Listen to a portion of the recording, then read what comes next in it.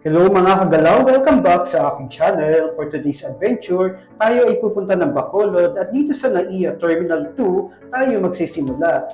Unang destination ang The Ruins. Isa itong sikat na historical landmark dito sa Talisay City, Negros Occidental. Ito ay pagmamayari ni Don Mariano at ng kanyang asawang si Doña Maria Lacson. Ang entrance fee sa adult ay 150 pesos, senior at PWD ay 100 pesos, students ay 80 pesos at libre sa mga batang 8 gulang pababa. Ito ay bukas mula alas 9 ng umaga hanggang alas 8 ng gabi araw-araw at sarado sila kapag may special events. Upang makapasok dito, i-check muna ang Facebook page na The Lacson Ruins upang malaman kung anong araw ang mga event. Katabi ng The Ruins ang Tractor Cafe, subukan ang kanilang mga ino-offer na pagkain ayon sa iyong panglasa. Nature experience at sobrang relaxing ang naramdaman ko dito. Isang iced coffee at crispy palabok ang natry ko dito. Huwag palagpasin ang pagkakataon na makatikim ng inasal na manok sa Aida's Chicken ng Manok and Country sa harapan ng SM City Bacolod. Sa pangalawang araw, bisitahin ang Silay City na kilala bilang Heritage Zone kung saan maraming lumang bahay na na-preserve. Isa sa pinakasikat ay ang Balay Negrense located sa 5 de Nobyembre at may mga murals na makikita sa harapan nito.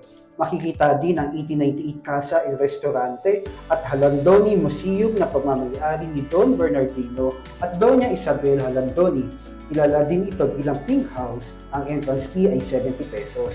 Dito din matatagpuan ang San Diego Pro Cathedral na may amazing structure kung saan ang bawat bisita ay paniguradong maa-amaze at maa-appreciate ang gandang simbahan.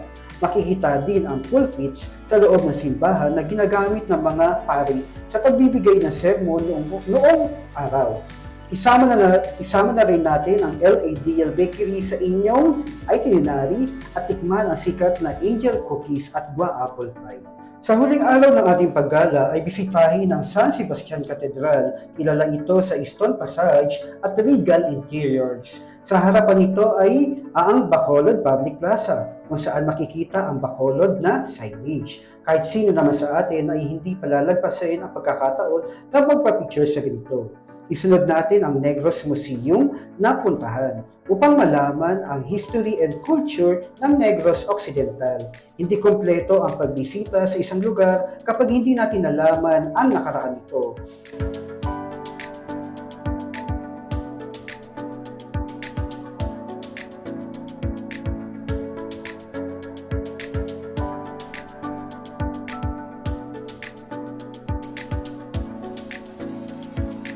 At kung bago ka pa lang sa aking channel, huwag kalimutan na mag-subscribe, mag-follow at i-like ang aking mga video. Sumama ka sa aking gala para iyong malaman ang mga murang paraan sa pamamasyal at makatipid at magamit mo ito sa iyong future reference sa pagta-travel. Maraming salamat mga kagala. At kung naghahanap ka ng lugar para umupo, mag-relax at magpahinga, isama ang Capitol Park and Lagoon na perfect spot para sa picnic kasama ang pamilya at kaibigan. Great location din ito upang mag-jogging at mag-exercise.